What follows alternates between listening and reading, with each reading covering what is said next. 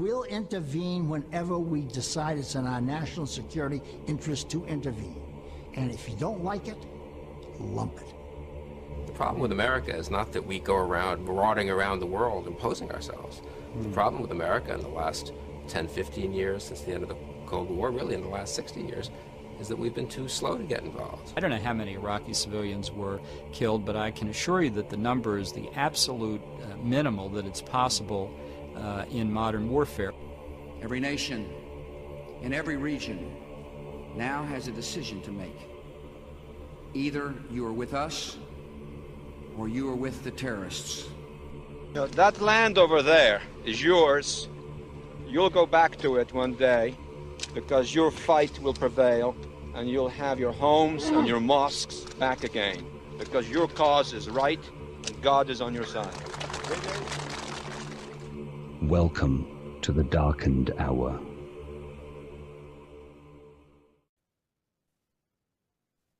Welcome to another episode of the Darkened Hour.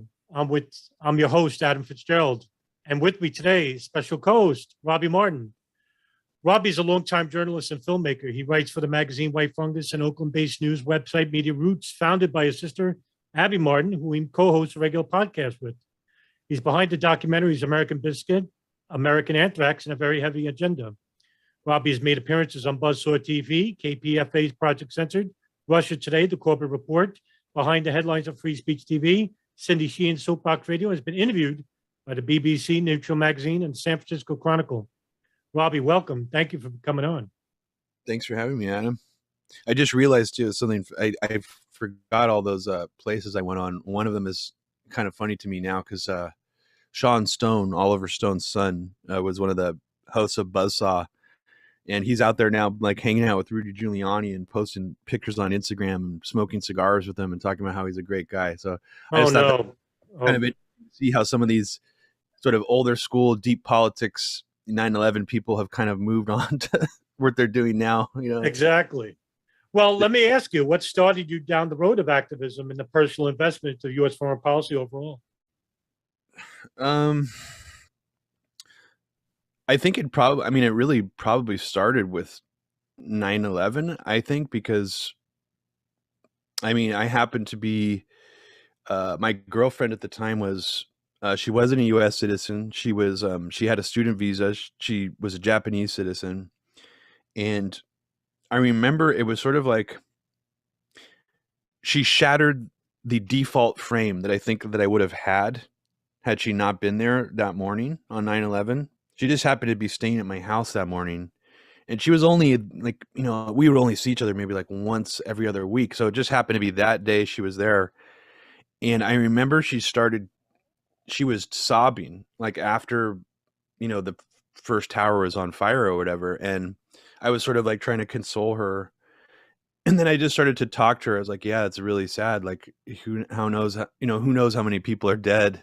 That kind of sentiment. And she was like, no, I'm America is going to do something really bad. Like that was what her sadness was coming from, that she knew that the retaliation was going to be so much worse than whatever we had just seen, that she was just like crying over that. And I was like, and that, I think that just sort of shook me out of whatever that default frame would have been as just like a young, dumb American. I was like 19 or 20 at the time. And it was just, I think her saying that really made me realize, wow, like, yeah, this is horrible what happened to us, but what we're about to do is going to change history forever and is going to be really, really evil. Like, no matter what it is, no matter how much they sugarcoat it, America is going to basically, Jack Palance pick up the gun. It's going to be the old West. And I remember I had memories of being like scared of the Gulf War when I was a kid and thinking, I'm more grown up now, but I'm scared of us going, like, whatever this war on terror thing is, it's scary. I don't want us to do this. I don't even understand why we're doing this when, they didn't even bother to like make a really good case for why they said bin Laden was behind this. It was just like the train was moving super fast out of the station, unstoppable train. And it was like, you get on board this train, you don't really ask too many questions. George Bush basically said you're either with us or with the terrorists, and all that stuff was really, I think that mentality really scared me at the time. And I think by the combination of, being in a relationship with someone who already sort of had an anti-US foreign policy point of view, although she kind of hid it from me, she didn't really tell me that. Like, I didn't really know her politics in this way until 9/11. It was kind of a crash course for me. And I think it was just that mentality. It was sort of like that pressure. You must comply with this mentality of we need to get revenge. We need to attack Afghanistan. And from the very beginning, I was very against that. And I didn't really have, the education at him. I didn't have like the history of Afghanistan or the Mujahideen. So it was more just like a gut reaction. Like, this is not right. This doesn't feel right. It wasn't like an educated or informed resistance, but that was the start of it. And that's, I think, how it evolved over time. And then I just, would inform myself. And, of course, over the decades, I was like, oh yeah, I was right back then. I just didn't know the reasons why. I just, my feeling was correct. But now that I have the information, I know that feeling was informed by, it's there for a reason. It's a warning almost. It's like America is like a karmic time bomb almost. It's like all these horrible things we've done just keep piling and piling up. And, I think I had some understanding of just that general concept as a young man without understanding it fully. You spoke about the fear of the reaction of the American military. Was that fear justified, or was it worse? The reaction of the military, was it worse than you expected initially? I think, I selfishly was a little bit. I think part of me too was a little bit afraid of more attacks. Like if we do these things in these other countries, they're gonna attack us. Right. So it would precipitate more. It would precipitate more attacks. Yeah, that was part of it. It was like a selfish, like, America, I don't want to be hurt. It's like, oh my God, like now, like, we're opening ourselves up to like basically getting attacked more. But then the other part of it was, yeah, it's like the scariness of, I think that it was worse, Adam, than I thought it was going to be, because I did initially stupidly think it was just going to be Afghanistan. And I thought that was just going to be, as horrible as that was, it was going to be sort of a one and done. We'd kill bin Laden and we'd kill, a bunch of people in the Middle East in that way. And then we'd get out of there.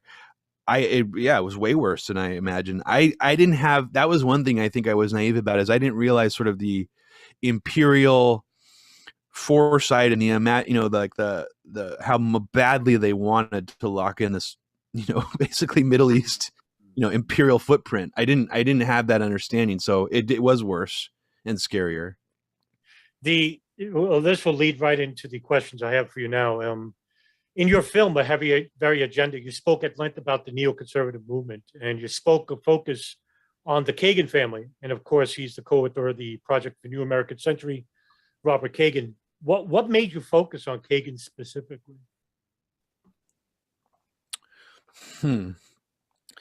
Well, I think that movie was, if I really boil it all down, it started as a personal mission for me, because I felt that my sister, Abby Martin, had sort of put herself out there and, taken sort of a stance against sort of the editorial line at RT, and then the mainstream media, confused that for being anti-Russian, and then they lifted her up for a second, and then once they found out that she had certain views on 9/11 and other things, they sort of tried to crush her.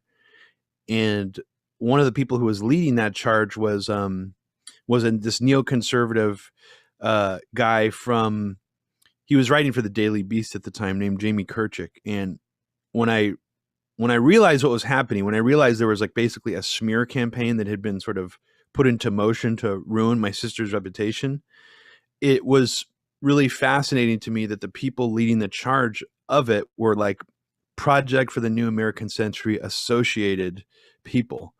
And I kind of got into my head, well, I'm a 9/11 guy. Like I hate these neocons. They're pretty much, to me, some of the most evil people on the planet. So I take this as a sign of war. Like if these people are going to wage war against my sister, then I'm going to wage war against them.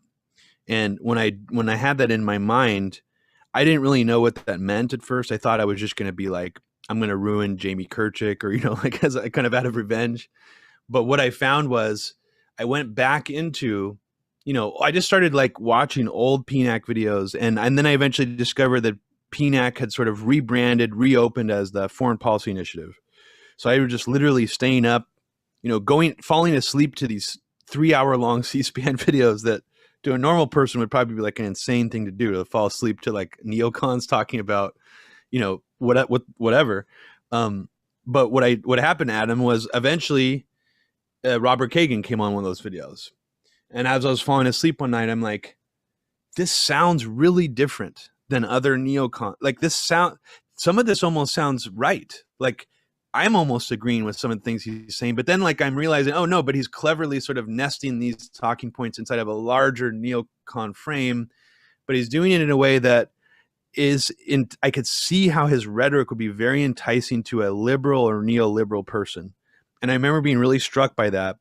So I started reading about him specifically. Like I kind of got my focus away from Kirchick and Bill Kristol and looking at him specifically. And then I found out that Obama, you know, was carrying around his book, The World America Made.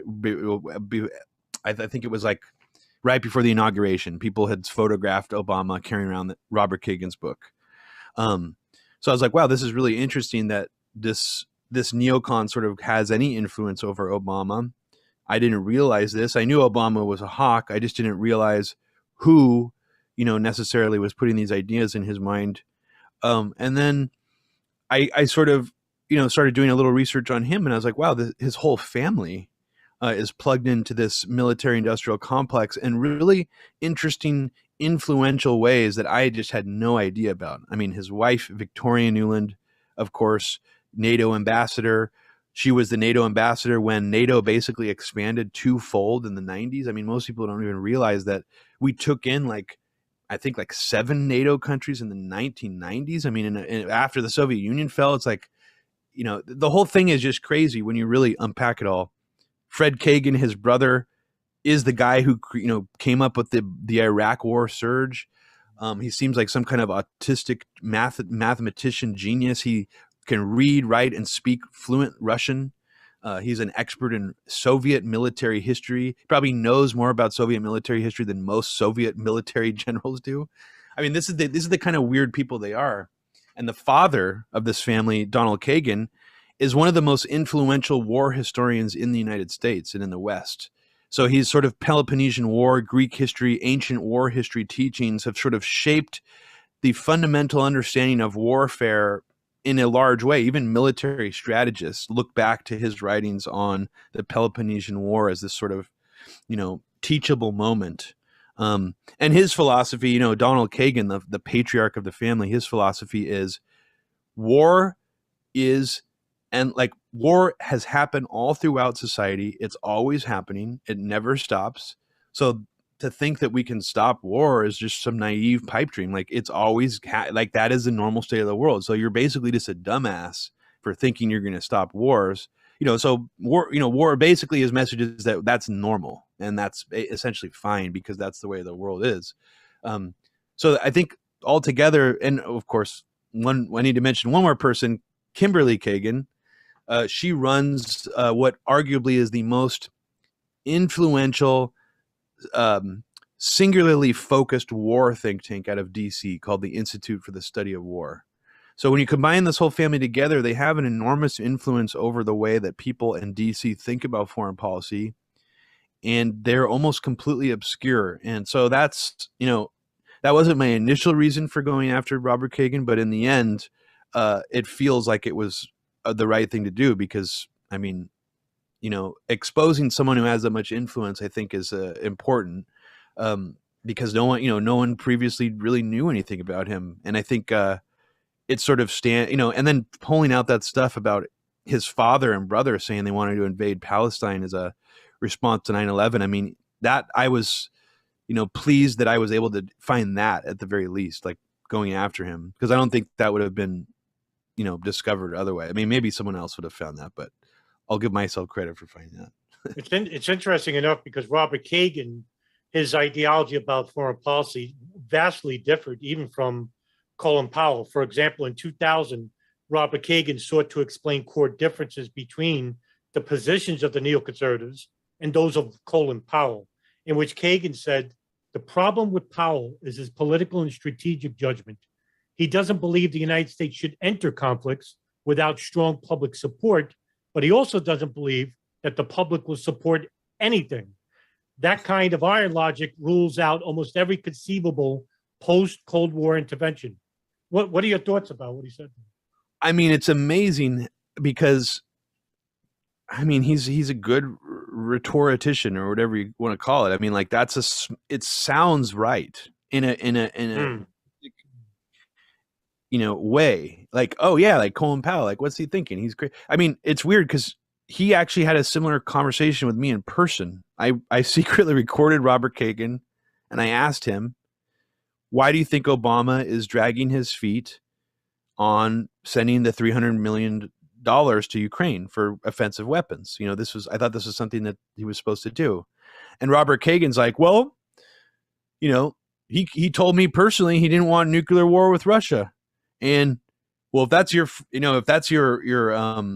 frame going into it, if you don't want nuclear war, then okay, I guess fine. But like it will. So what would be okay to go to war with Russia if they invade Germany? If they invade, he named all these countries and he went down this list.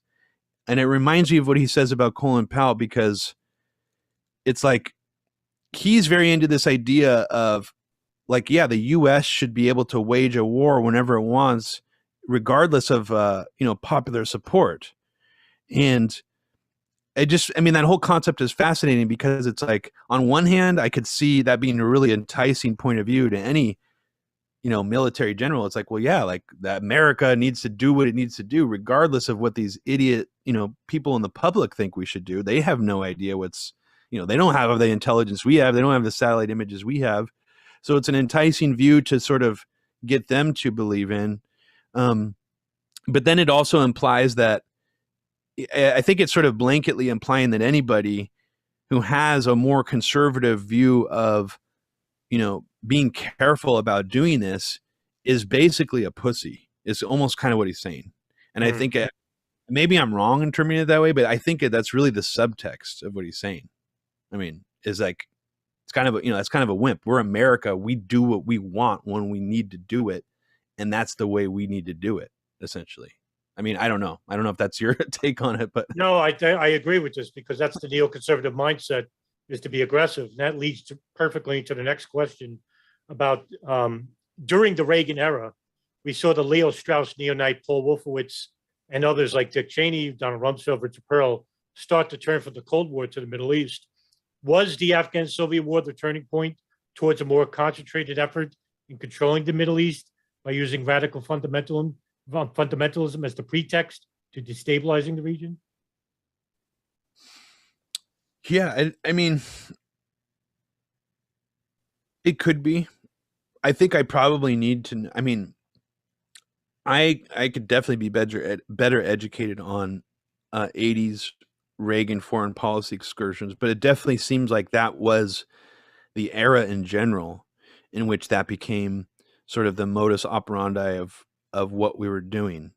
But I mean, in terms of the Mujahideen in Afghanistan, I don't really know the answer to that question. I guess for me, I mostly go back to the Taliban during the Clinton era for some reason. But I know that the question you're asking is about, is this when our sort of foreign policy pivot really changed? And I would say that's what you're asking, right? I would say, right, yeah, exactly. Yeah. How about this? Would how much of an influence, say, the Israeli lobby have on U.S. foreign policy as well as the Arab lobby? Is that due to the influence of the neoconservatives in general? I go back and forth on this a lot. I think that I would say that the Israeli lobby as it exists today it sort of acts, well, in terms of the foreign policy lobbying they do, it sort of acts as an apparatus that plugs into other apparatuses, and it's designed to. So I think on its own, just influencing politicians, it wouldn't really be achieving very much. I think that it almost has to be able to have this sort of symbiotic feedback loop sort of thing going with neocons and these other sort of foreign policy think tanks that act like they're not pro-Israel, or they're not, pro-Israel on the surface. I mean, one of the most blatant ones is probably the Foundation for Defense of Democracies, but a lot of these other think tanks are by default also pro-Israel. So, even the ones that maybe are not openly Zionist acting, they still, the people from those Israeli lobbies still plug into their system and so forth. So I think that I guess I see it a little bit more of like it's like the Israeli lobby is like a Lego piece of some kind that plugs into this larger structure. And in terms of the Arab lobby, I don't really know. I don't have a whole lot of knowledge about it. I mean, I'm probably know more about it from the way that the right tries to say that there's secret Muslim infiltration into like various U.S. sectors of government, like the whole Muslim Brotherhood thing that sort of took over a lot of dialogue on the right. I know more about that. So I don't in general know. I mean, I know about like a lot of Saudi money, and into our financial system, but in terms of like the actual lobby, I'm pretty ignorant about it, to be honest. Well, you would be right on the money, because the Arab lobby is basically made up of lawyers and corporations that are affiliated with Riyadh in Saudi Arabia. And by the way, I don't blame you here, because when I read the book Arab Lobby by Dr. Mitchell Bard, it was the only book that actually talked about the Arab lobby in general. It just seems that they're very in the shadows, so to speak, whereas AIPAC is right in your face. They hold these conferences every year, and it's just like they don't care, because they know that the influence that they have can't be dissuaded. And I think that's basically all regarding this huge evangelical population that's within our areas of government. To follow on the next question would be like, you mentioned this in a heavy agenda when you talk about the neocons, about the Office of Special Plans and Paul Wolfowitz and Douglas Feith, which was to supply George Bush with raw, unvetted intelligence pertaining to Iraq. How much of an influence did these people have on the war with Iraq? Oh, I mean, I think Paul Wolfowitz had an enormous amount of influence. Douglas Feith, I'm less familiar with. I mean, I know that he had an enormous amount of influence too, but I was just talking with my sister about this after Colin Powell died, and it's like we're still in this totally bullshit, whitewashed frame of Colin Powell regrets basing his speech off of faulty intelligence. And it's like, first of all, he knew exactly what the White House and the Office of Special Planning was doing at the time. And literally what they were doing was, at best, they were cherry picking intelligence on purpose to create a false narrative, which is in of itself, that's a form of a lie. If you're only showing like 1/20th of some kind of intelligence information, but you're not showing all the other things that contradict it, which they later admitted were omitted on purpose, then that's lying. So it's not faulty intelligence. It's not like the intelligence they used was, so I guess what I'm saying is this whole idea of, Colin Powell really, I think, brings this into focus. It's like Paul Wolfowitz, Dick Cheney's office. There's a video clip in A Very Heavy Agenda where Eric Edelman, who was part of Dick Cheney's office at the time, is basically being grilled by Dennis Kucinich. And it's one of the only times I've seen one of these neocons actually being specifically asked about what you just said, not the Office of Special Planning, but the idea of how they constructed this intelligence. And he's clearly, he's totally caught. He's clearly up against the wall.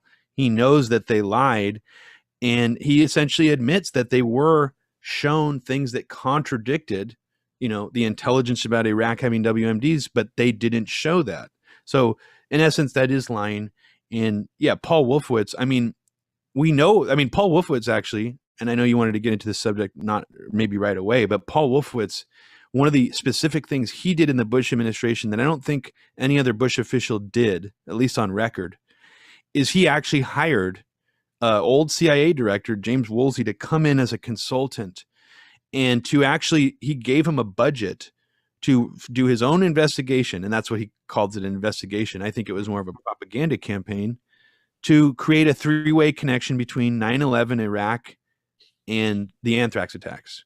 So James Woolsey was brought in by Wolfowitz to create some kind of intelligence package that Iraq was behind the Anthrax attacks. And we all know that that was complete bullshit. The Bush administration knew from the very beginning it was the AIM strain. So that everything they said after like November 2001 about it being Iraq was totally devious and form of just complete propaganda. So yeah, I mean, Wolfowitz is I think he's one of the scummiest, one of the most suspicious Bush officials, personally speaking, from my end. Yeah. That perfectly leads into the next question. You did an interview recently with Whitney Webb at her show Unlimited Hangout surrounding the 20th anniversary of the Anthrax attacks. This incident was something that you and your sister Abby Martin studied intently on for months and did a timeline on Media Roots radio podcast, one of my favorites, which was Schrodinger's Super Patriot. Can you talk about that? Yeah. I mean, Schrodinger's Super Patriot, I'll just say really quickly, if people are confused about what the title means, it's a play on the term Schrodinger's cat. The U.S. government and the FBI, in their own words, described their chosen suspect at the end of the Anthrax investigation. They described him as a super patriot. And they described him that way because they believe that implied the part of the motive of why he did this. Now, what they really say, so they actually have two motives. One of the more media-approved narrative motives for the Anthrax killer, who they say is Bruce Ivins, was that he was trying to get publicity for an anthrax vaccine that he helped design that wasn't being sold, and that he wanted to create a crisis in order to get people to take his anthrax vaccine. The other theory that the FBI comes up with is that he was a super patriot, and that he was so moved by 9/11 and Bush and the Bush administration that he essentially wanted to act on their behalf independently of them and go above and beyond and do his own terrorist attack because he was such a patriot, such a neocon, so pro-American, that he felt that he needed to do this in order to get people to really get on board with Bush's program. But the podcast itself you're talking about, it was us trying to basically make as cohesive as a timeline as we could, narrative timeline about the attacks and what preceded the attacks. History Commons and other places have already done this, but we wanted to try to do it in like our own original timeline. We're not just like ripping from other people's timelines, and do it in sort of a true crime narrative way where it's sort of us telling a story about, how these people died, what it was like for their loved ones who were around them at the time. Because I think in a lot of these, the Anthrax attacks, it tends to get a little depersonalized when you get into the ins and outs of the case. It's good. So I think Schrodinger's cat was a good presentation for us to really humanize the event as well, to show that these were real people who died. They suffered. Their families suffered. Their families were confused. They were lied to by the government. I mean, just one of the guys who survived in Schrodinger's Super Patriot, Ernesto Blanco, I mean, he was in the hospital with anthrax, and he was pretty much in a coma for weeks. And the CDC wouldn't admit he got anthrax until like several months later. So his family didn't even get the satisfaction of being able to talk to the news about it, because like they refused to admit that he had it, and he almost died. And so, we tried to humanize these things, and we also tried to show how bizarrely the Bush administration took advantage of the attacks, and even before the attacks happened, we're already sort of laying out a propaganda track of, we think the 9/11 hijackers were going to do anthrax next. Mm-hmm. Even though Bush didn't say that outright, he sort of planted this idea in the public mind that because the hijackers were trying to rent crop dusters, that must mean that they were planning some kind of biological attack. And actually, most people don't remember this, but before anthrax, Bush actually, he didn't order the plane shot down 9/11, but he did order a blanket ban, or not ban, but like some kind of extra protocol on crop dusters. Like you couldn't rent one for like a period of like several months unless you went through some red tape or something. You had to like jump through some extra hoops, and that was Bush's deal, based on his, this imaginary fear that there was going to be some kind of plane-based anthrax attacks. And then sort of miraculously, the Bush administration did get in their favor an anthrax attack that happened about I'm going to say 3 weeks after he started talking about crop dusters. In 2008, the FBI requested a review of the scientific methods used in their investigation from the National Academy of Sciences, which released their findings in the 2011 report Review of the Scientific Approaches Used During the FBI's Investigation of the Anthrax Letters. And the report ended up casting doubt on the government's conclusion that Ivins was the perpetrator. You have always maintained that Ivins was not a suspect. Who do you suspect that could be? Wow. Yeah, that's the, I mean, Adam, I think you probably know how this has worked over the years with a lot of people in the 9/11 movement and stuff. It's like suspects first and evidence later, right? It's sort of like you want to be like Cheney fucking pushed the plunger down, and blew up the bill. It's sort of like, so I guess my approach to this originally was definitely Bruce Ivins is not the suspect. Definitely, I think the Bush administration had something to do with this. I still think that, but in terms of the actual who executed the crime, how was this done, who is more likely suspect than Ivins? Well, I'll just say this. I think that it's pretty obvious based on not just the research I've done, but research that's come before me as early as even 2003. The first two Anthrax books, actually, by Marilyn Thompson and Robert Graysmith, the guy who got famous, who's portrayed by Jake Gyllenhaal in the Zodiac movie. They both say in their book, because they're writing it, before the narrative by the FBI gets sort of, let's say, massaged and, sort of whitewashed to their liking later on. The earlier narrative that the FBI was putting out was they were like telling these authors of these books, sort of behind the scenes and off the record, that their frame of looking at this case from the very beginning was a multi-person crime, coordinated crime involving multiple people over multiple states. So that was the FBI's own belief. So I think that alone shows that they know that they're lying about only going after one suspect later on. Even if they think that they have real evidence that's maybe convincing to them that they think Bruce Ivins was involved, it's still a lie, even if they believe that, because they know that there are other people involved. And I say that because part of the research that I've done in the last 3 months is showing unequivocally that these St. Petersburg hoax anthrax letters, and people listening might have no idea what I'm talking about, but there's a researcher named Barbara Hatch Rosenberg who's essentially proved this, that there was a hoax series of letters and real letters that were sent almost at the exact same time. And they appear to be coordinated in such a way that they had to have been done by people working together, or maybe even. So I guess to answer your question is, who did it? I would say it had to have been more than one person, at least two people. I tend to think it was actually several people, a small group, perhaps. I think that it was somebody who already knew 9/11 was coming, who had foreknowledge of 9/11. There's new evidence that sort of I haven't really reported on yet in the podcast and other places that suggest that the St. Petersburg letter writer was writing letters before 9/11 leading up. It was sort of like a slow burn that they, really ramped up after 9/11, but it preceded it. So there's evidence also to suggest whoever did this had foreknowledge of 9/11, which is, kind of really implies that the suspects might be in various sectors of law enforcement or maybe intelligence, or they had themselves plugged into sectors of government or somewhere that knew, had foreknowledge of 9/11. Addition to that, whoever did this, I believe, needed to be inoculated against anthrax infection. Otherwise, they would have had to be insane to put themselves at risk like that, dealing with weaponized anthrax spores.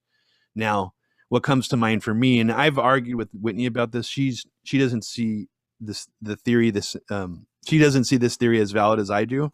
But I've been thinking about this a lot, and who would be, let's say, battle ready to be able to do something involving weaponized anthrax spores without wearing a hazmat suit at the drop of a hat? I would say most of the general public would not be ready to engage in a crime like that. They would have to take Cipro. Cipro takes a few days to kick in.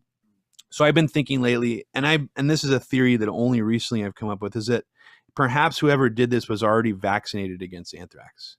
So that's just one thing. And I'm not giving you any names, Adam, so it's probably frustrating. No, it's fine. Oh, no, I don't. It's fine. But I do believe it was multiple people. I do believe that they had to have been already inoculated against anthrax to be willing to put themselves at risk like this, because handling anthrax spores is very risky.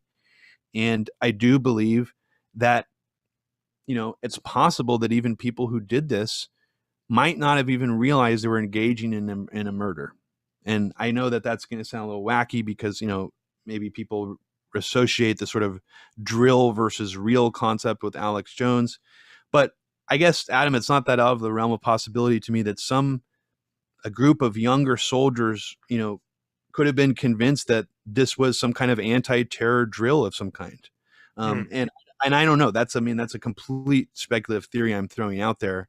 But I would say that it had to have involved people with access to high level aspects of the U.S. government or governments, because someone who procured weaponized anthrax spores and someone knew 9/11 was around the corner who was behind this. So I think those two things alone imply that it's someone with high up connections. But when I say that, I don't mean that people actually executed the crime. It could have just been, someone hired to do this. I don't know. And that's, I didn't really answer your question at all there. I'm sorry.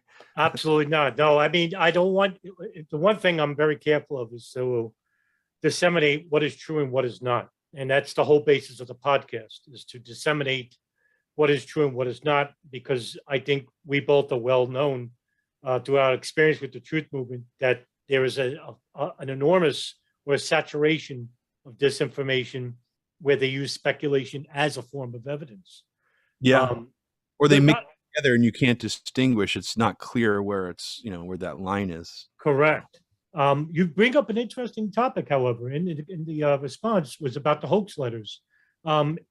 Very few people know about this, but in late 2001, there was a person by the name of Clayton Wagner, who was an anti-abortion activist, who mailed hundreds of anthrax hoax letters to abortion clinics in the United States.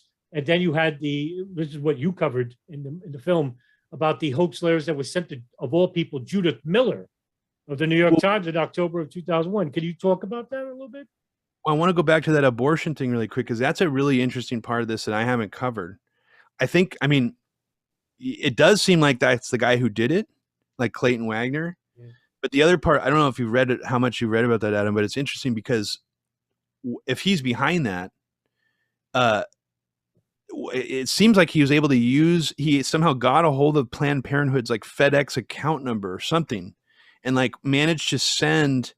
The amount of letters that he sent was pretty ridiculous. And part of me wonders if there was someone copycatting or sort of piggybacking off of that. Like, this crazy anti-abortion guy did this. And then, because if you read the amount of letters that actually went out and who they went out to, it was actually pretty insane. Like the amount of resources whoever was behind that spent on doing that. But it's like, there's so many anthrax hoaxes throughout time, even before 9/11, that it didn't occur to me to actually look into any of these specifically and be like, is this important to the anthrax crime? Because how are you going to, there's thousands of them, really. Especially when you go after 9/11, it almost becomes a meme. It's like, people sending white powder to their friends as pranks, was something that people would do. So, he sent, by the way, just to add in, he sent 550 letters to FedEx. Yeah. Amazing. And somehow he got a hold of what I guess that was a weird thing to me, is somehow he got a hold of Planned Parenthood's FedEx account number and managed to like buy postage like using their own money. So it was a weird thing that was pulled off. But the Judith Miller hoax letter is the one that stood out to me, Adam, because if people I don't know if listeners of your program are already aware of this, but Judith Miller wasn't just someone who took a fall for a Bush official, to not reveal him as the source during that whole weird Valerie Plame affair, which is a weird ball of yarn to unpack in and of itself. But Judith Miller was the bioweapons reporter. She was the expert leading bioweapons reporter in the country. She was basically anybody on the inside who wanted to leak something to her about bioweapons, or, tell her about a new exciting, mutant enhanced strain of whatever, they would tell her and have her write about it in the New York Times. And she was actually friends with Bill Patrick, who is sort of considered the godfather of a modern U.S. bioweapons program, along with people like Ken Alabek, who sort of was one of his proteges. Bill Patrick was actually a suspect initially in the case, and he was polygraphed by the FBI, and he passed. Now, Whitney, I don't know if she believes he's directly a suspect, but she has a lot of writings about how insane he used to talk about bioweapons. I mean, he would throw like vials of white powder at people and be like, if this was anthrax, you'd be dead right now. And like, he would do just weird stuff like that all the time to try to teach people about bioweapons. But Judith Miller, this hoax letter that was sent to her from St. Petersburg always stood out to me because she describes it in her article title as a cloud of powder, sort of being attacked by a cloud of powder. Now, I think I even made this mistake in Schrodinger's Patriot, where I was under the impression that several of the real anthrax letters let out sort of a powdery cloud in the air, and that was part of the visual imagery of people's experience opening the real anthrax letters. But what I've discovered going back through all this is that it's actually not. The real anthrax letters, except for the Dasha letter, because I do think that one was a very fine white powder. But before that, Adam, that image of a white cloud of powder being like the delivery method for weaponized anthrax spores, that comes from Judith Miller's hoax letter, talcum powder. Because if you have a little pile of talcum powder and you blow on it, it's going to go in the air. It's going to look like it's, kind of floating in the air. So that whole visual image of this, cloud of weaponized anthrax spores, you breathing it in and you're seeing it in the room, that comes from Judith Miller getting the hoax anthrax letter. But what's really, really weird is the very first anthrax letter in the entire timeline. So you go back to the first anthrax infection, Erin O'Connor of NBC News, who was an aide to Tom Brokaw. She got anthrax sometime around the 25th. She started to get sick. She calls the FBI along with NBC's management around the 25th to say, we got this suspicious letter. It has white powder in it. It looks like anthrax. Can you come and check this out? For some reason, they wait 2 days to come and check it out. In the meantime, she starts getting sick. So she goes to the hospital. And while in the hospital, they conduct a test on her wound. She has a wound. And they find out that it's cutaneous skin anthrax infection. Now, the FBI at this time contact her. They now have the letter. They're getting it tested at their lab. And they're talking to her, they're asking her about the St. Petersburg letter, because in their mind and in her mind, this St. Petersburg letter that got sent to Tom Brokaw, that I should say for your audience, had fake anthrax and it had talcum powder in it. She believed, and the FBI believed, this was her delivery of infection. This is how she got infected. Well, it turns out a few days later, the FBI calls her and they say, you know what? That letter that we have tested negative for anthrax. We don't understand. We know you have anthrax, but the letter that you gave us tested negative. Is there any other possibility you could have gotten this in some other way? So after she picks her brain a bit, she's like, you know what? There was another letter that I got, but I didn't think it was that big of a deal, but I filed it away. And I remembered it had something that looked like sand in it. So the FBI goes back. They ask the janitor, I guess, of the building to go and look for it. And the janitor immediately finds the real letter that everybody had forgotten existed. The one that said, death to Israel, death to America, Allah is great. Somehow Erin O'Connor had forgotten about that until weeks later when the FBI jogged her memory and asked her, is there anything else, that you could have gotten in the mail? So in her mind, the hoax letter from St. Petersburg that had the talcum powder left more of an impression on her, and she believed that's how she got sick. But in fact, the FBI is claiming that it wasn't from that letter, that was a hoax. But the real anthrax letter was the one that infected her, that had a sandy-like material in it. Now, I should also mention that these letters, the hoax letter from St. Petersburg was postmarked September 20th. The hoax letter from the real anthrax letter from Trenton, New Jersey, that actually apparently infected her, that one was sent out on September 18th. So nowhere in the news at all was there any information about an anthrax attack until October 5th. And even then, the government wouldn't admit it was bioterrorism. They still said that Robert Stevens may have, drinking some water from a stream or something, and that's how he got anthrax. So, I guess to make a long story short here, the FBI's investigation of the Anthrax attacks actually started with a hoax letter from St. Petersburg, not a real letter. And yet, the government tried to tie this in with Iraq, and which I want to get your thoughts on this, because I think this is the hint of irony in all of this, is that even incidentally, for the years prior to September 11th, the U.S. government had criticized the Iraqi government for possessing chemical and biological weapons when they used against Iran in 1980 in the war. However, according to Scott Ritter, the former UN weapons inspector in Iraq from 91 to 98, he said in an interview in 2002 that by 1998, 90 to 95% of Iraq's nuclear, biological, and chemical capabilities, including long-range ballistic missiles of delivering such weapons, have been verified as destroyed. With the verification that Iraq had no biological or chemical weapons, it now comes down to the faulty intelligence that we spoke about the White House and Colin Powell with his speech at the National Security Council, which precipitated the war in 2003. I'd like to get your thoughts overall on that.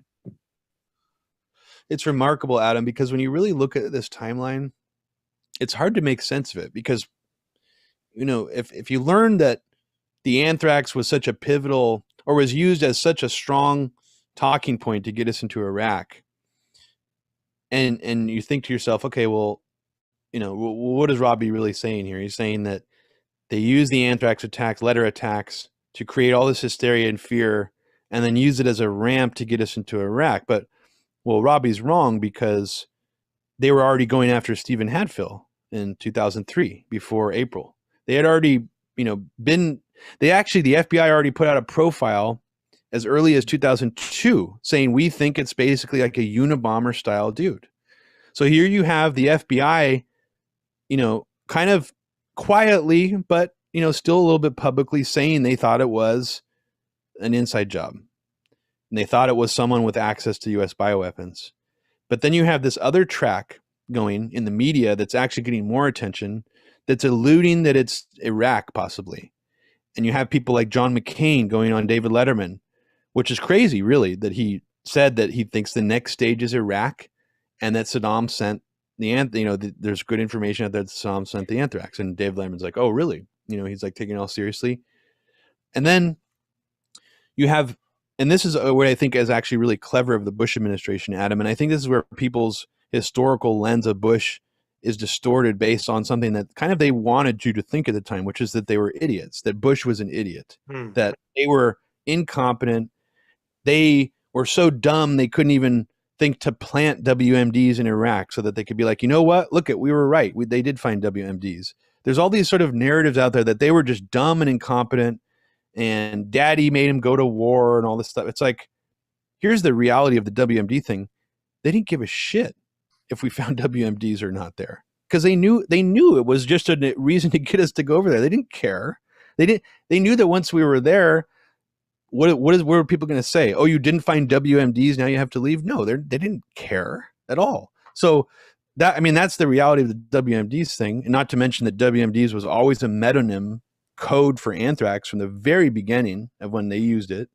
It was never meant really to talk about nukes or nerve gas. That was thrown in later. It was always meant to insinuate anthrax, because the Bush administration was clever enough never to directly come out and say, we think that. They never said, we think Al-Qaeda did this.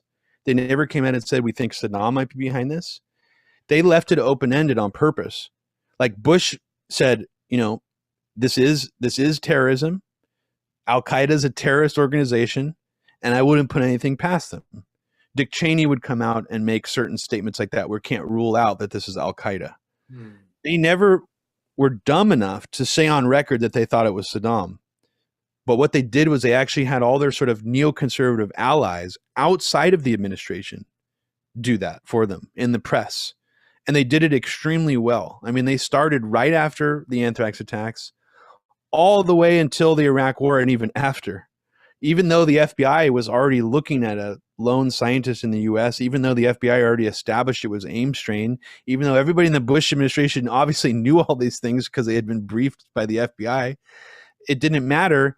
They still got all their neoconservative allies to pump this narrative that it had the anthrax had bentonite in it, which was a hallmark of Iraq's WMD program, or that Muhammad Atta met with so-and-so in Prague, or you probably know more about that incident where he was talking about how to get anthrax. And even some neocons were still pushing the idea that the hijackers, were trying to rent crop dusters. Some of the research that I've gone into in my recent podcast about how there's weird crossover between the hijackers and anthrax. And then Ari Fleischer put the kibosh on it finally. It was like once the Bush administration already gotten into Iraq, had already gotten their surrogates to go out there and lie, Ari Fleischer finally comes out and says there's no connection between Al-Qaeda and Iraq with the anthrax attacks, after we're already in Iraq, of course. And after he says that, there's still a weird neocon faction that is still trying to push the Iraq did anthrax narrative. And specifically, the one who was leading that charge was oddly Mike Pence back in 2006. And Ari Fleischer actually much later argued with him, I think on Twitter about it or something. He's like, I told you that. I was like, you were still going out there and saying this. And I don't know. It's weird. But basically the Bush administration, I think, was very clever in the way that they rolled this out. They never directly said Saddam was behind it, but they got the public to believe he was, with a lot of really clever and frequent insinuations, to the point where I think it just sort of primed people's minds, so that once they saw that Colin Powell speech, they understood all the subtext. They understood it. Colin Powell only references the anthrax mailings once, and he says 1 teaspoon, or he's like, a quarter of a teaspoon was in that envelope that was sent to Tom Brokaw. He's like, Iraq has 40,000 teaspoons or something like that, and it's like, so he doesn't say Iraq did it. He doesn't say we have evidence. We think that it was done by a foreign terrorist. He just makes that sort of psychological connection. And I think that was enough. And I really do think that it was like, I don't know if the Bush administration had psychologists learning how to do this, but there was a cleverness to it that I think is not really discussed, that I think that they knew how to weave this without exposing themselves to being like caught on microphone saying something that was blatantly fictional. It was a more clever way to weave this. And there's Colin Powell, the man who represents this bipartisan trustworthiness. It was meant for liberals. That's the reason why they put him out there. He was a trustworthy guy.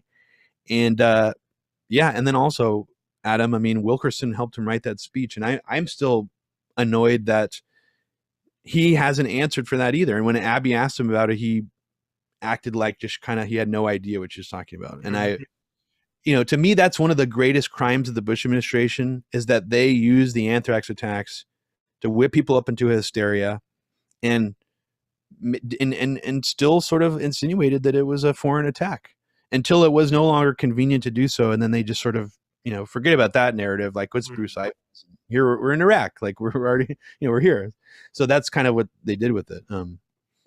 Just to revisit too, back to your film, American Anthrax, we know that the disinformation came from the State Department, but there was another entity that was just as guilty in spreading that disinformation. You mentioned in the film that the legacy media started to spread the unverified rumors that the manufactured anthrax was from Iraq.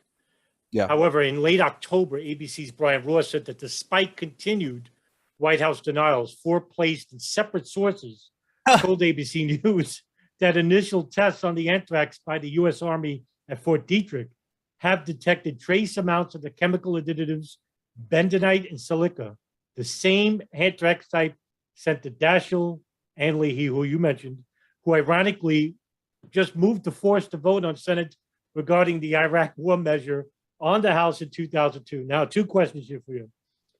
It seemed the White House was trying to get the public approval for war by spreading disinformation about anthrax through the media, and was Daschle specifically targeted because he was against the war in Iraq?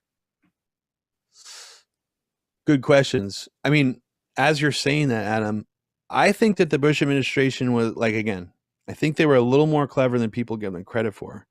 And I wonder if this was also a game for them, that because it could imply multiple things here. It could imply that there was a neocon faction or a faction that was really wanting to pin this on Iraq, but there was a faction in the Bush administration that wanted to put the kibosh on that. That's sort of what it seems like on the surface, that Ari Fleischer is trying to shut this down while Brian Ross is out there running with this ABC News leak from 4, like you said, 4 separate well-placed officials. Well, what if it was done on purpose? What if, and this is speculation, but what if Ari Fleischer, what if they wanted that to go out on ABC? Continuing sort of that, we're not going to say Iraq's behind this, but we're going to have people do it in the press. And then we're going to sit here and officially deny it. But, Brian Ross is still going to do it. I don't know. I mean, I wonder if that's the case, because who were those 4 well-placed officials? Were they more neocon than, Ari Fleischer? Were they part of the Wolfowitz faction? I really don't know. And I think that's still a mystery why the Bush administration played it the way that they did, and why they didn't jump at the opportunity at the times that they could have to really hype up and whip up hysteria about anthrax, because they actually waited at least a week to identify the first anthrax attack as bioterrorism, which is, I think, one of the strangest things they ever did. I mean, of all the things they jumped on and hyped up and fearmongered us about, that one, they waited a week and were really sort of wanting to make sure they knew for sure that it was terrorism and not random. I mean, that just doesn't sound right to me with the way the Bush administration behaved, So that's still an odd mystery to me, why they waited on that. And then later, John Ashcroft finally lets the FBI go in there. But maybe that's why. Maybe they knew that, let's just say they had something to do with it. Maybe they didn't want the FBI in there for a week for a specific reason. So I don't know. Do you think Daschle was specifically targeted because of his position against the Iraq war? I don't think it was because of the Iraq war. I think the Patriot Act theory adds up because him and Leahy were actually asking for a delay on the vote. A lot of earlier sort of anthrax researchers would sort of oversimplify this and say they were against the Patriot Act. Well, I mean, if you really look at their record, they were pretty neoliberal centrist guys who took some caution about the rushed Patriot Act. And I think that alone agitated whoever this murderer or murderers were enough to target them specifically. It was merely just the asking for a little bit of a delay that was upsetting enough. So yeah, I think Daschle could have been targeted over that. But if I really go back and think about it, I would say there were more aggressively anti-Iraq war people that I think really posed more of a threat. So I don't know if that was the motive. I mean, like, if I go back and watch, for example, Lincoln Chaffee grilling Wolfowitz or other Bush officials, I mean, like, you would think if they were trying to target the most anti-Iraq war or anti-war people, and that, they would have targeted someone like him or Kucinich. So I don't know. I mean, it's possible, but I know Daschle was not the most I'm pretty sure he voted for a lot of the supplementals and stuff. Like, I don't know his actual, his actual record later on. Like, did he vote? Did he even not vote for it initially? I wonder. I think initially he was against. at Okay. first, Yeah. but it was almost an overwhelming vote. I should also say, Adam, and I don't know if people, some of your audience probably knows this, is he actually, I think it's possible he was attacked because he admitted and he let it out there that Bush and Cheney were badgering him to not investigate 9/11. Like that comes to mind to me too, because it's like, I mean, that is a pretty crazy thing to basically try to convince a senator of, and the fact that he said it was pretty ballsy on his part. I mean, I don't know if he really realized what he was saying at the time, honestly. I mean, you really look at the whole thing. That's a pretty revealing, thing to let out there. The Bush administration was intimidating him out of doing any form of investigation. I'm talking about the Congressional Joint Inquiry into 9/11. Right. The interesting you brought up the Patriot Act, because it was Ashcroft who pressured the bipartisan compromise in the House Judiciary Committee, which allowed for legislation for the Patriot Act to move forward with full consideration later that month, and it was formally announced on October 25th, 2001. And I think that was basically because of the Anthrax attacks. It's so crazy because, yeah, like the Anthrax attacks were going on while they were trying to pass the Patriot Act. Like if you read stories at the time, there was actually like people got locked in. Like I think when it first happened, there were actually people locked in, and then they quarantined the building, and then people were basically locked out. So there were some times during that where like I read stories where people were like cutting and pasting with a glue stick, like putting together and revising the bill because they couldn't have access to their computers or certain printers. There was all this weird activity, where they were scurrying to try to construct this bill and get it passed as soon as possible.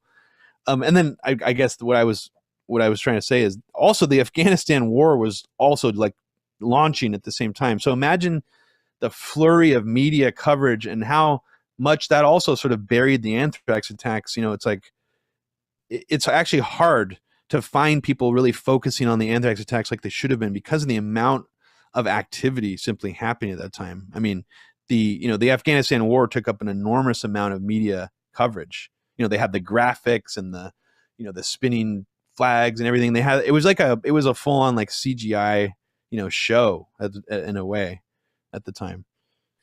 All right.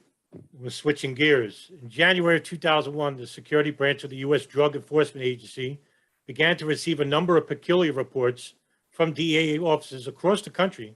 In fact, reports came in from more than 40 cities and continued throughout the first 6 months of 2001. Agents of the DEA, ATF, Air Force, Secret Service, FBI, and even the U.S. Marshal Service documented some 130 separate incidents. This was otherwise known as the Israeli art student ring. You have focused on this intently over the last months. Tell us a little bit more. What made you take an interest in this operation? Well, I had already heard about it. I mean, I already heard, years the dancing Israelis, the urban moving system stuff. It became sort of a bone of contention in the 9/11 movement for a lot of people because it became sort of this, factionalized thing where it's like people saying like the Mossad did 9/11, where all they wanted to talk about was the 4 Israelis and urban moving systems, and then people who were really mad at anybody bringing that up and said like you're just trying to make it all about that. And so that was sort of that's really all I knew. I knew a little bit about the art students like concept, but I actually didn't know anything about it until a buddy of mine, John Gold, who's been doing 9/11 research for 20 years.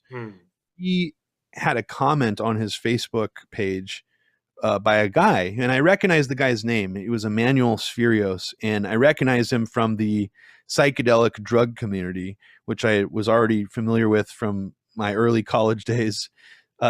Emmanuel Spherios was actually a sort of a semi-famous figure within that movement when I came into it, because Emmanuel Spherios was part of what I would say was like a really good public service that was sort of going against the DEA at the time.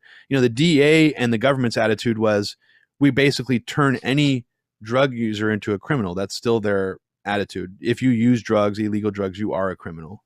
In terms of, the talk of drug treatment being an option for people who get arrested for drug crimes in the US, that's really only a topic that came more normalized after 9/11. You know, it's like that's more of a modern thing we can talk about. Back when Emmanuel was doing this, he was basically making sure people didn't die, because his theory, and he lays this out on my podcast, he thinks the DEA and the government were actually propping up drug dealers who were flooding the market with basically poisonous ecstasy and using that as an excuse to lie about the dangers of ecstasy, MDMA. And I think you can read a lot about this, and there is, I think, good evidence that this is how the DA has operated a lot over time, is they will sort of pick a certain specific sector of the black market that's distributing basically an adulterated form of the drug and say the drug itself is poison. When in MDMA's case, MDMA is, there's been a lot of studies on it. It really hasn't been shown to have any neurotoxic effects or anything like that. But what happened at the time was it was known as something that you can instantly die from taking. So his business idea was, and it wasn't to make money, it was as a public service, to go to raves, go to popular spots where kids are doing ecstasy, and set up actual chemistry testing kits to make sure people didn't die from taking adulterated ecstasy. So people would line up at these raves, kids, before they would take their pills, would bring it to his booth, and he had a lot of volunteers working for him at the time, and they would actually do like a real-time, like almost like a drug test kit you can buy now at like Walgreens. They would test the pill to see if it was pure MDMA or what else it had in it, and they probably saved thousands of lives, honestly, at the time. I mean, for what he was doing. So for some reason, this attracted the attention of what he thought was the DEA coming to visit his unlisted private office suite address in a building in San Francisco. And this organization that he ran was called dancesafe.org. They had branches all around the country now. He definitely knew that he was being watched by federal law enforcement. Anybody in any realm of illegal drug advocacy at the time was being watched by DEA. It was just sort of like, you just knew that that was how it was, because there was a very small amount of people. The feds were watching you. Even you go to any event and it was like, it wasn't even paranoid to be like, yeah, there's feds here. Like, don't talk about where to buy drugs. Like, not like, we're just here as academics and there's feds here waiting for one of us to slip up so that they can take this down, take this organization down, essentially. So he thought the DEA had taken an interest in him enough to send basically like spies to his office. Because one day in 1999, a group of kids in their early 20s knocked on his private office suite door in San Francisco, an address that wasn't really listed anywhere. It wasn't like a door-to-door salesman would be walking through the building, going office to office. But these people who came to his door claimed to be door-to-door salesmen selling art. And the conversation was already suspicious to him because he figured these were feds in his mind. He's like, these guys have to be DEA. Why are they here? And he was convinced that he had just interacted with feds because they started to ask him about ecstasy and MDMA. And he's like, well, these people obviously know what we do here, and this is really sketchy, and I'm going to tell them to leave. Because at that point he's like, I'm going to see what this is. This seems suspicious that these feds are talking to me. But then as soon as they started asking him about drugs, he's like, no. Like, this is really suspicious. So he told them to leave. Years later, he reads Christopher Ketchum's stuff, I think in Salon. And he's like, I was visited by Israeli art students. Like, this wasn't feds or DA. This is exactly what happened to me. These two guys came to my office, suspiciously slow. No one ever visited our office.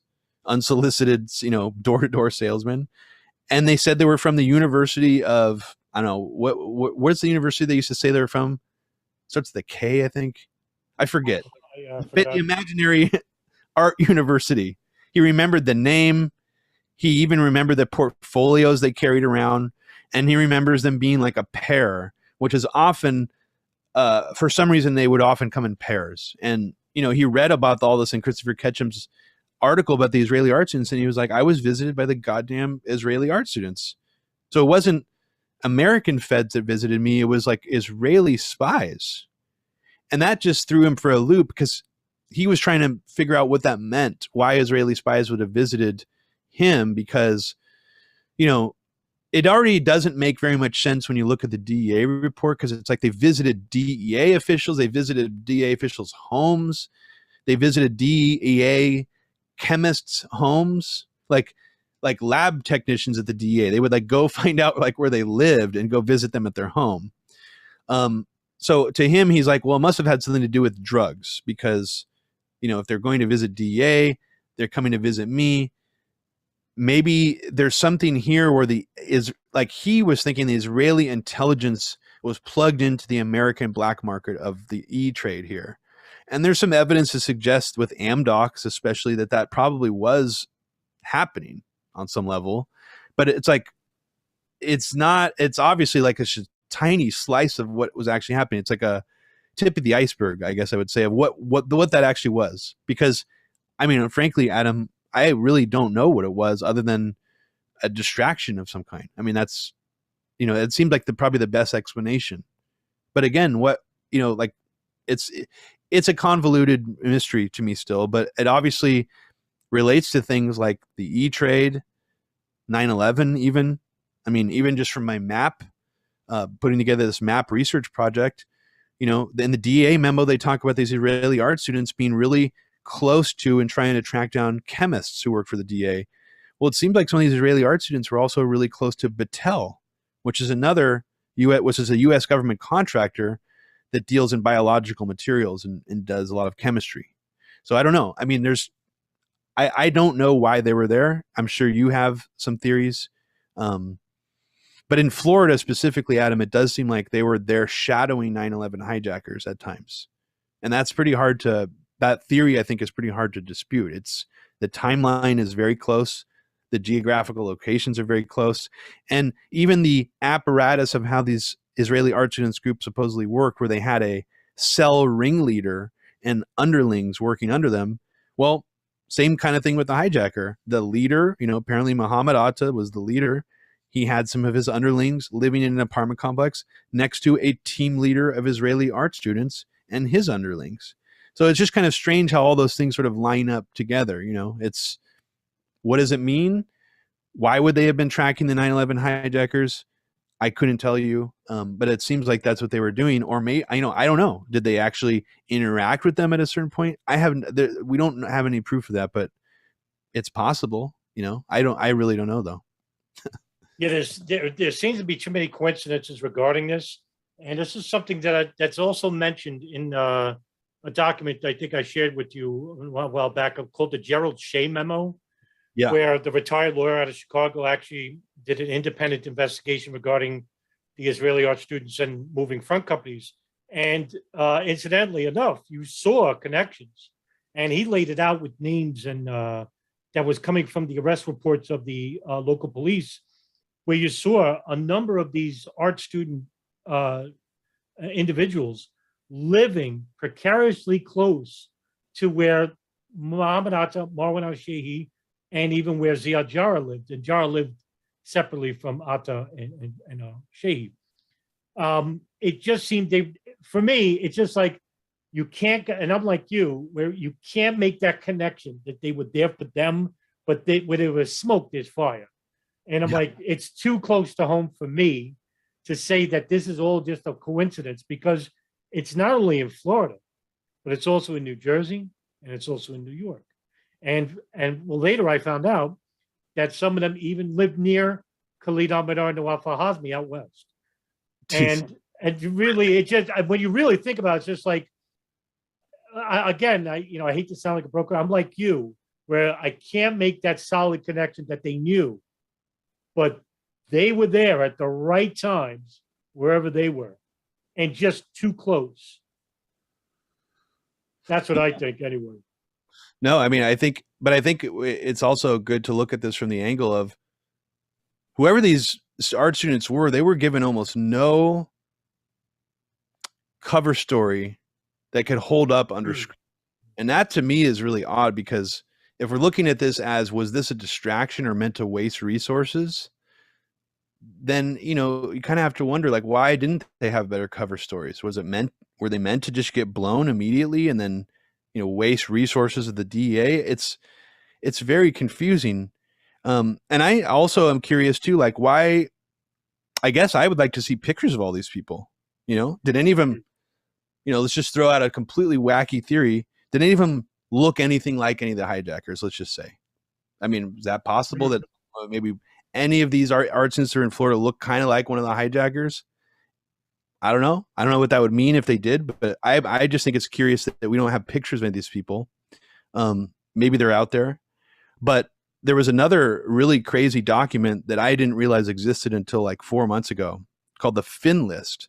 And I'm sure you and DJ are already familiar with this, and I didn't realize the origin of where this document came from either, but apparently it's either Finnish intelligence or Dutch intelligence. You know which one it was? I want to say it was Finnish. Well, I haven't looked at this. You just reminded me because I have it saved in bookmarks. I have not looked at this document in a long time. Well, the guy you're talking about, the lawyer, includes it in his report as one of the exhibits, but in his report, unfortunately, it's not in text form. It's like almost like a bitmap screen cap of it. So you can barely, some of the addresses you can barely read in the document you're referring to with the maps. Right, now I found the original PDF. So if you don't have it, I can send it to you. It's all, could all you readable. yeah, please. But what's fascinating about this is apparently this was accidentally left up on a public website by a European intelligence. I want to say Finnish or Dutch. I'm not sure. And it was given to them by U.S. federal agencies. That's the story. So what that means is these U.S. federal agencies were sharing a giant list with 9/11 suspects and Israeli art students on the same list. Why would they be doing that? I mean, you have to ask, like, why would they think they belonged on the same list? I mean, I think that's a really important question to ask. Because if they thought they should be on the same list, then that kind of implies they thought they had some link to 9/11 or some, because there's a lot of, I should say, when I say link to 9/11, there's a lot of suspects on the Fin list that some of them are just like white European guys. Like there's a lot of people in this web that they were trying to construct. So, and that includes people like, I want to say, what's his name? Francois Boselic, the Belgian terrorist guy who was mysteriously, like the FBI was looking at this guy like right after 9/11 because he was like a Belgian terrorist that had somehow fled to the United States and had gotten like immunity here. Like no one was able to touch him here. I don't know anyways, the Fin list is fascinating. And that's basically I was like, okay, here I have basically 100, 300 addresses. I'll just plug all these into a map and see what happens. And that's how the maps, the Florida event attacks map that I put together started. Was it just like, I just plopped all those onto the map. And as soon as I did, I'm like, okay, yeah, this is like, I can build on this and just, why not add a layer of anthrax suspects and locations and different, addresses to this map because, they were already saying, that there's some kind of weird connection between the hijackers and the anthrax attacks. And there is weird proximity to where the hijackers were to where the anthrax attacks happened. I mean, that's another thing that, just like you're saying, where there's smoke, there's fire. With this, there's something happening here that I cannot quite explain because I don't think the hijackers did anthrax. I mean, they couldn't have because they died before. I mean, they wouldn't have been able to. Someone else would have had to send those letters even if they were somehow involved in that. But, that was the narrative that the Bush administration was trying to build upon really early on. So I wonder what that means and why there are so many weird connections there. And then one of the strangest ones of all is that Robert Stevens, the first anthrax victim's boss, Mike Irish at the Sun, which was one of the trashier tabloids out of American Media Inc. It was the one where by the late 90s, early 2000s was all Dead Sea Scrolls, Nostradamus, biblical prophecies stuff at the grocery store aisle. So Mike Irish, his boss, his editor, his wife was Gloria Irish. And the FBI actually questioned Gloria Irish initially, thinking that she might be a potential suspect. They actually would put out public statements saying they called her in the middle of the night. And I think when the FBI calls you at like 1 a.m, kind of means they're not really being courteous to you at the very least. And it's also a little bit of a way to throw you off, Like, I don't think the FBI call any, I mean, maybe they called a lot of people at 1 a.m. or 3 a.m. The fact that they called Gloria Irish at 1 a.m. to grill her about her interactions with the 9/11 hijackers and showing them apartment buildings, I think is interesting. And you can also see the way they talked about her and her husband. They were kind of almost trying to Stephen Hatfieldize her at first, and then they backed off. But basically, the reason why her and her husband are suspicious is because Robert Stevens' boss, at AMI, he dies from anthrax. Robert Stevens does. And Gloria Irish is just coincidentally was showing hijackers apartments leading up to the 9/11 attacks. And she actually procured 2 apartment buildings for some of the hijackers. And she's also got, and that's the only thing I knew about it, is that she showed apartment buildings to 2, or sorry, I think it was 2 hijackers, and she got them apartments. She also, on my map, what I found is, looking through public records, is that her and her husband have all these other bizarre linkages, proximity, closeness to completely different hijackers. So if she was only showing, let's say, well, if she was, in proximity close to all the same hijackers she was showing apartments to, maybe that would make sense. But the fact that her and her husband keep popping up on this map so close to all the other hijackers at completely different times, I think is a little bit odd. And it does kind of raise questions about, was there another, let's just say, we already know Huffman Aviation, some of this stuff Daniel Hopsicker's pulled out about 9/11 in Florida. Some of these companies seem like fronts or conduits for black ops things. Huffman Aviation would advertise outside the United States to foreign nationals to teach them flying.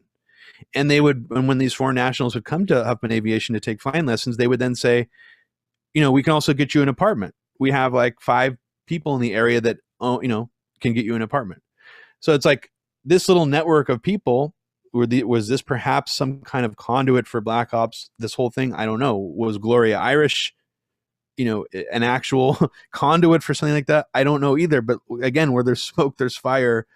These things just have not been properly investigated, I think. And I think besides people like Graham McQueen and, Ketchum and some of these other people have really tried to follow the threads of the Israeli art students, it's just kind of been ignored. And people like you are still talking about it, but it's, we simply, it just sort of, at a certain point we hit a wall, and it's just like, what does all this stuff actually mean? It means something, but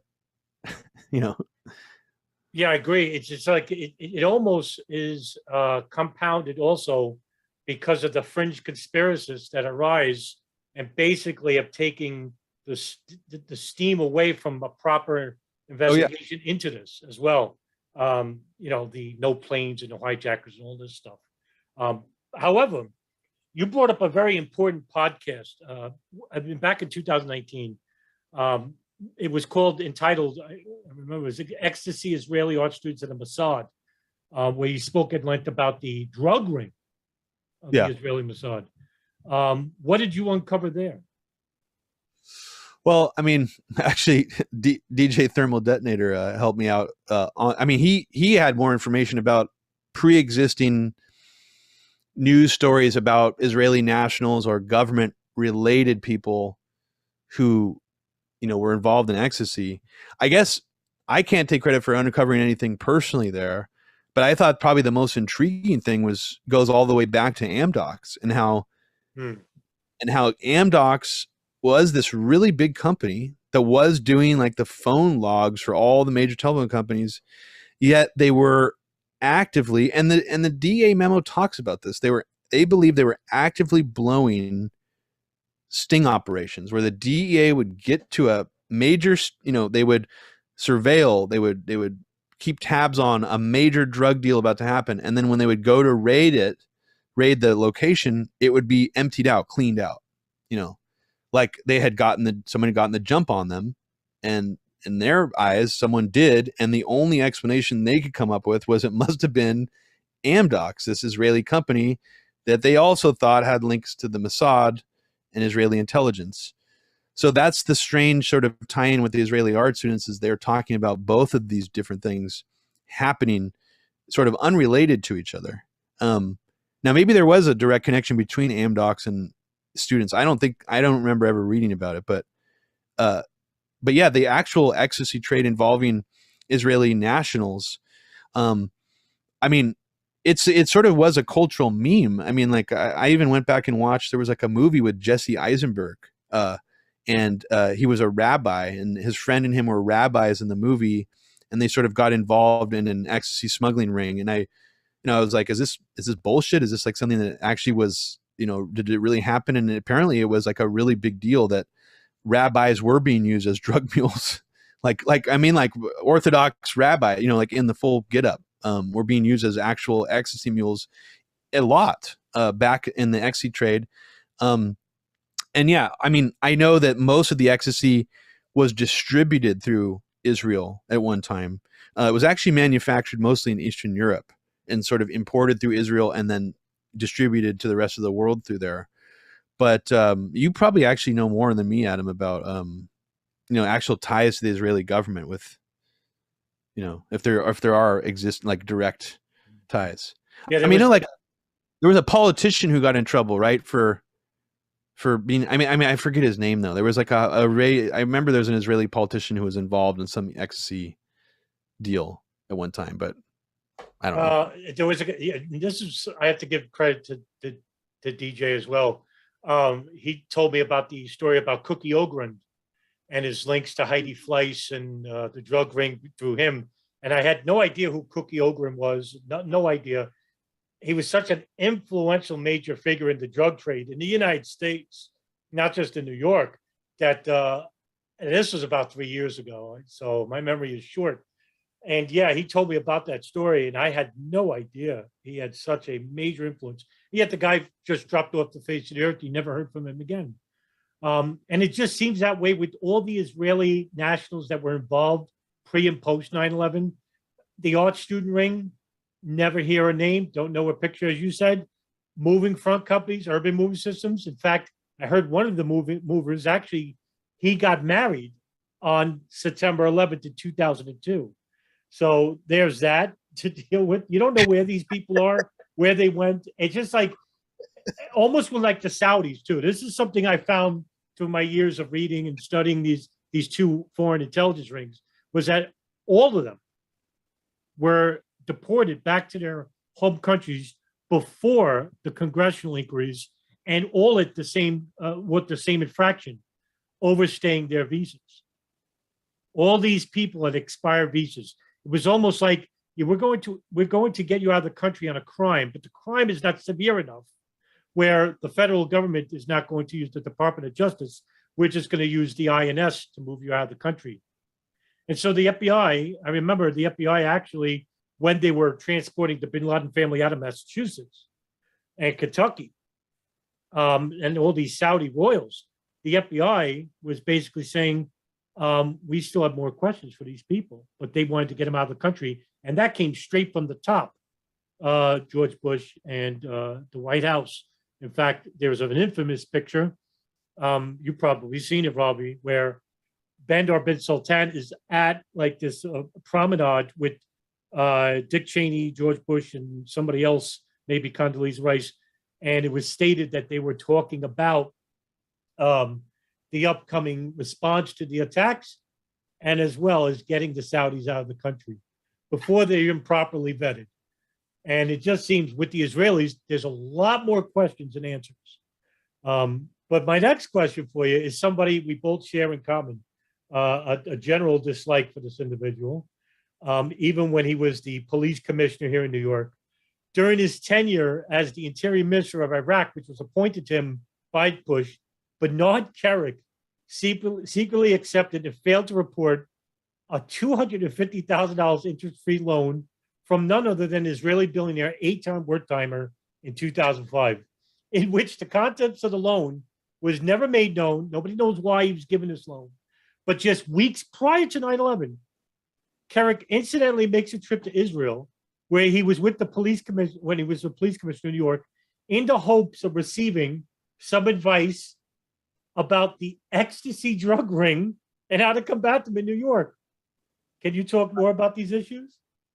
Well, you're teaching me something in real time, Adam. I didn't even hear that last part. I knew that he went to Israel, but I didn't know it was for that. So that's why I saved that question for last. I figured that for a second.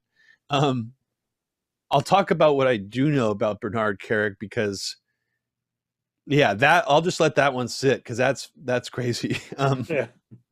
But Bernard Kerik is a really interesting figure, because you just look at him and he screams. I mean, maybe this is gonna show my coastal elitist attitude, but he screams mobster to me. Like, he just looks like he's a mobster. Okay. Yes. And you have to understand too, he was plugged into all of the Department of Corrections, all across the East Coast. Everybody knew him. I mean, if he's not officially mobbed up, he essentially, in a way, can operate like a kind of a mob, string puller. I mean, imagine the amount of criminal connections and informants and people that, he knew just from his time in the NYPD and through the Department of Corrections. And then the clout that he built up through 9/11, being there, by Rudy's side. But yeah, it's really weird that why did Bernard Kerik, what was it about Bernard Kerik that the Bush administration, that George W. Bush personally wanted to nominate him for being the head of Homeland Security? What was it about Kerik that they loved so much that they wanted to reward him with that job? That's really strange to me. But there was something about this Israeli bribe that he took from this businessman that like messed up his chances. I mean, he went to jail for that, didn't he? Yes, that's right. Yeah. So like that messed up his career in a way, but this is a weird thing, is he stepped down. He had to be like, actually, I cannot accept this nomination because I hired an illegal immigrant to be my maid or something, which seems kind of weird to me, that like that would be enough of a controversy to get someone like him knocked out of the running. I mean, I don't think it would have actually hurt. I mean, I think he would have been fine. So it was weird that kind of got aired out there as like a reason why he had to step down.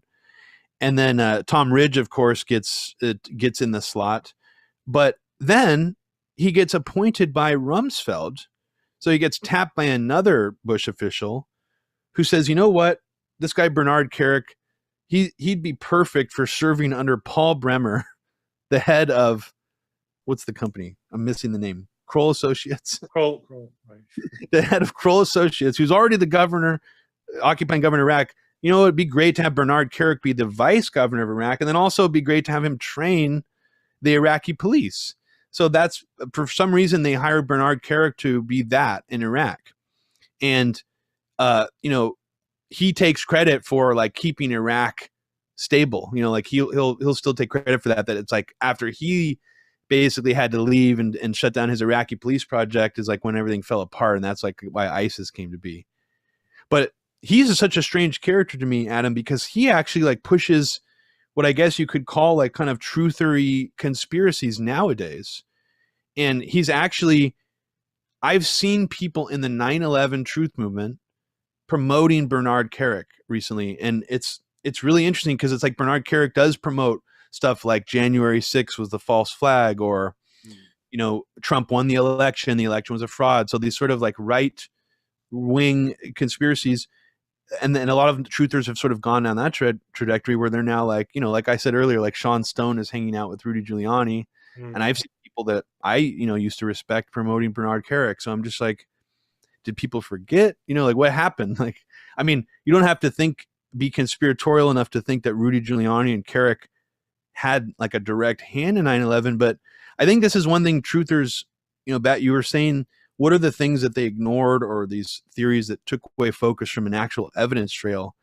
Well, all the talk about the 9/11 crime scene, Adam, and the people who were so fixated on this idea of they thought the buildings were a controlled demolition. Where's the actual like body of research people have done on like who was there on the pile? What companies were they? Where's the paperwork? Where's the paper trail for these companies that clean this up? Where did those companies take their rubble? Which rubble did they take? It's like, I'm realizing that actually looking at like I was, trying to put pieces together, nobody, like it simply has not been done, which is kind of unfortunate. So, that's something that I still think people can look at now. And actually, if you're interested in, looking at the World Trade Center site as a crime scene, and the evidence as, being destroyed as a potential cover up, it's like, who did that? How much were they paid? Who was in charge of that? And, exactly how did that play out? And I don't think we really have a clear picture of all that yet. So it's like people spent so much time trying to imagine how they thought, if thermite was used or whatever. It's like, but what about the stuff we can actually prove? It's like there's probably receipts, of all these companies. And after finding out recently that the Manafort brothers construction company was involved, and that a company that cleaned up one of the anthrax sites in Florida was also involved in disposing of some of the stuff in the World Trade Center site, I just think it needs to be looked at more closely. Because I think even if you don't, whatever you think about the buildings or how they fell, I believe they covered things up in both crime scenes. And I would like to know who those people were, and, see if they're connected to anyone else suspicious. Yeah, sure. And, this is one subject that I'm sorely lacking in, is that, when it comes to physics. And I was never, I'm less than a layman when it comes to physics. And I have to apologize for that, because this is one area I wish I knew a lot more than, because it's such a focal point in the truth movement, is about World Trade Center 1, 2, and 7. Whereas when I first started journeying down 9/11 was back in 2006. And one of the very first forums that I ever come across was the JREF, the James Randi Educational Forum, where I saw people like Tony Zambotti and Stephen Jones, and they were talking about how the buildings could have fell. And I'm looking at this, and it's almost like reading Sanskrit. So I'm so intimidated by it. I'm like, oh my God, I don't know what they're talking about. And so I went down the geopolitical route, because I've already had an interest in true crime, La Cosa Nostra, Jonestown, stuff like that. And so that took me to where I'm at right now. The concept of like what took place at ground zero, just hours after the buildings fell, is interesting to me, because one of the first things that was done was to get the debris to do proper rescue and search and rescue operations. That debris was relocated to Fresh Kills landfill in Staten Island. Yeah. One of the companies offered their services. I want to say I did a story about this, and it's in my WordPress, where I put all documents and files. And I forgot the name of the company, but they offered their Ford trucks to transport the debris to Fresh Kills, but they called Giuliani first. I think you're talking about, I'm pretty sure you're talking about Marcor Remediation. I'm not sure. It might not be, but that's the same company that cleaned the site. And they actually, on their website, they brag about being the first company to be used at Fresh Kills. And it's just a weird thing that they got hired to clean up the anthrax building, in Florida. So, I think the buildings, I think they're weird, but I think that I don't see anything there right now in terms of a research project that I'm going to be able to do anything on. I think that actually, looking at, now that I know all this stuff about Giuliani and the anthrax, I think that it really would be valuable to, see what was actually this deal that was done with Bayo Steel, this Chinese company that apparently recycled all the steel. Mm-hmm. How did that take place? So was Rudy put in charge of that? And if so, why? Like, how was he the one given the authority to do that? I think all these questions have not been answered, because when you really go back and look, it's like somehow Rudy was able to like boss around FEMA. It's like, how?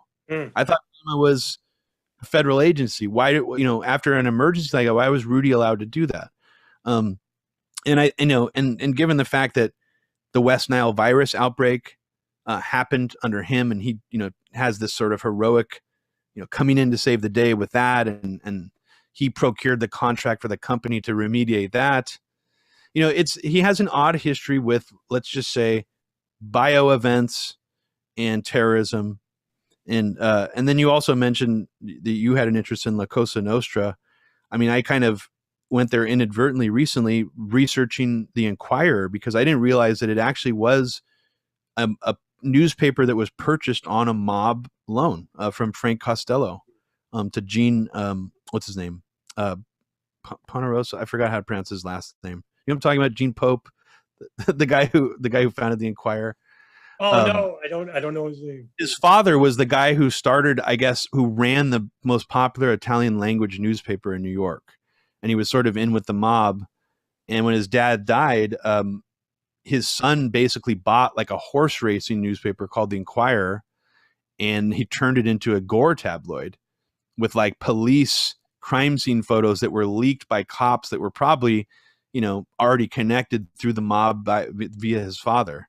So the whole thing is an interesting history where it's like you have this, military industrial complex mainstream media apparatus that already exists, but then you have sort of this coming off to the side in the late 60s and 70s, this mob, money purchased kind of tabloid that's sort of carving its own, path, and is actually breaking real stories and is doing things that like no, real journalists would ethically feel comfortable doing, and the CEO who later bought American Media Inc. and did all those tabloids, David Pecker, is in really tight with Rudy Giuliani and Trump. And it's so fascinating because some of the new stuff that Gumby for Christ and I have been researching together for this new podcast is that it appears that David Pecker, his building gets attacked with anthrax.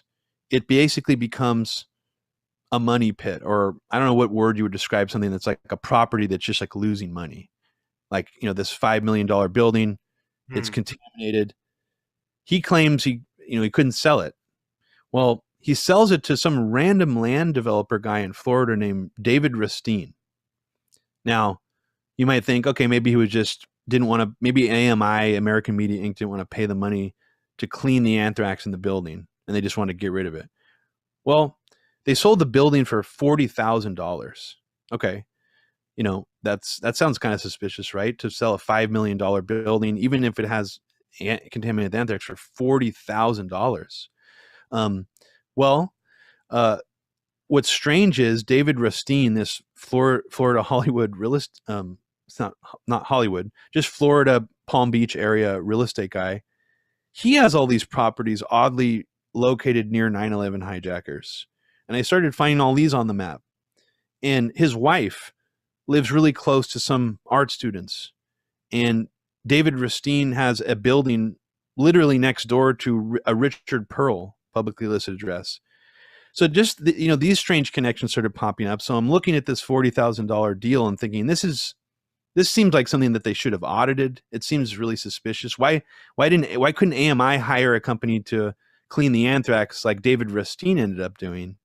David Rustine ended up hiring Rudy Giuliani's company, Bio One, to clean up the building. He ended up firing Rudy Giuliani's company and hiring Marcor Remediation, the first company that was on fresh kills, disposing of World Trade Center stuff. Now, apparently, David Rustine is family members with the people who started Marcor Remediation, which is just sort of an odd thing. Is the guy who buys the building contaminated with anthrax is family with Marcor Remediation. So you're kind of wondering, is this guy involved? What is this? Is it a dummy buyer, perhaps? I mean, it seems like David Rustine actually got two dummy buyers, which sounds ludicrous.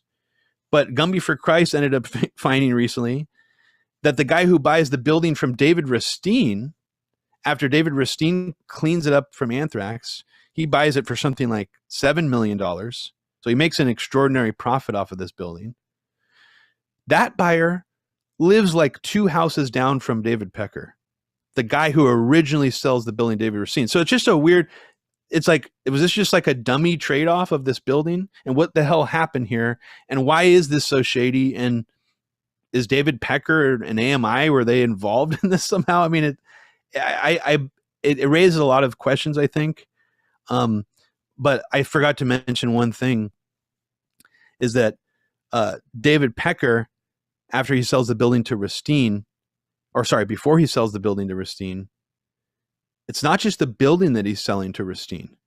For some reason, David Pecker and AMI sell the entire building's contents to Rustine, which includes basically millions of dollars of exclusive photo archives and archives of the National Enquirer and all of their tabloids going back like decades. And you just have to wonder, why would he have done that? Why? And it's strange too, because in the contract, it says that when you're purchasing this building, you could come back into it and retrieve items if you'd like with EPA approval. You have to be hazmated up when you come in and get them, and you have to go through us to get them. But the whole contract in the purchase basically says that you're selling us all the contents, and we basically can destroy them whenever we want. Like, there's nothing saying like you have this much amount of time to come back and get the contents. You can get these contents. It's basically saying we could destroy the contents whenever we want. And essentially that's what it seems like the deal was intended to do. We're selling you this building at an extreme loss. It's very suspiciously slow. And then we're also just letting you destroy the entire building's contents. Why? Why would they do that? And this only came to light in the news because Rudy Giuliani's company ended up being sued by a photographer who wanted his photographs back. And in the lawsuit, it came up that they basically did destroy all the content. So David Rustine apparently wasn't even interested in saving all these contents.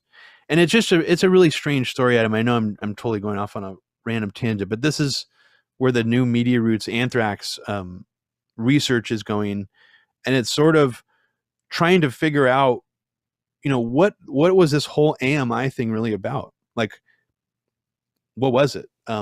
Was the letter that they say Robert Stevens breathed in, was that a hoax letter?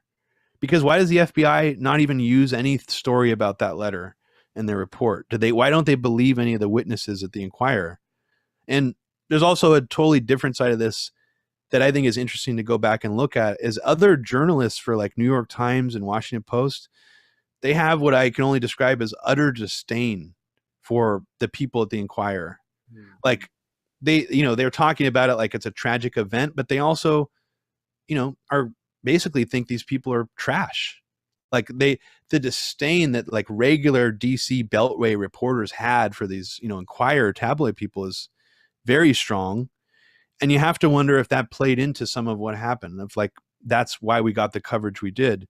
And then also, I just read this random thing today that apparently the FBI hypnotized the AMI witnesses to have them tell the story about how they saw Robert Stevens and handling the letter. And I don't know, you say you're into true crime, Adam. Is that something that the FBI does to witnesses? I've never heard that before. So I was reading that thinking, is there someone on the FBI who was trying to blow this from the very beginning? Like, because that just seems like a stupid thing to do. So I'm anyways, that's going to be the new podcast about I was going to ask you before to let you go.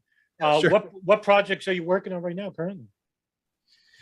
Well, that's probably the main one that I'm doing, is I'm trying to piece together the whole AMI, American Media Inc. Building cleanup. And also I'm just at the beginning of starting a larger research project on the entire World Trade Center building site cleanup. Because my theory here is that there are companies here that somehow Rudy Giuliani was connected to, or people he was friends with were connected to, who are already suspicious people. And I just want to see how much of that more there is, and to see where that goes, because I just think the Rudy angle of this, I think, has been largely ignored. I mean, I noticed there was Barbara Honecker, I think her name is, do you know how to pronounce her last name? Barbara Honecker. Barbara Honecker. I mean, I know a lot of people have problems with her Pentagon research. Like, I don't agree with her Pentagon research, but I saw she was going out there talking about Tripod 2, which was Rudy's, the drill that he had planned that was an anthrax bioterror drill on 9/12, which probably one of the craziest truther statements ever that turned out to be true to me was this idea that FEMA was there the night before and they had already brought a lot of equipment there the night before. I thought that was just a total truther fart. Like, it wasn't real, but no, it's real. Like that. And that was from because of Tripod 2, which is sort of weird, to think that Rudy was running that drill with FEMA, on 9/12. And in actuality, the emergency command center that was supposed to be at World Trade Center 7 on the day of 9/11 ended up being moved to a pier somewhere else in Manhattan that was supposed to be the site of Tripod 2. They basically just moved their surrogate emergency command center set up to where the Tripod 2 was supposed to be. So, maybe they had a lot of more equipment already set up there that we don't know about. I don't know. It just, I mean, you can get into some really weird territories, and that's like, like we always talk about. You could speculate all day long, and there's so many. But yeah, I'm working on more Anthrax podcasts, but I am going to try to find more stuff and do more podcasts about the World Trade Center cleanup. I think maybe next year. Anniversary. Sure. Let me ask you, Robbie, with all the work that you've done, past and currently, and the present, what are your hopes in achieving in doing all this?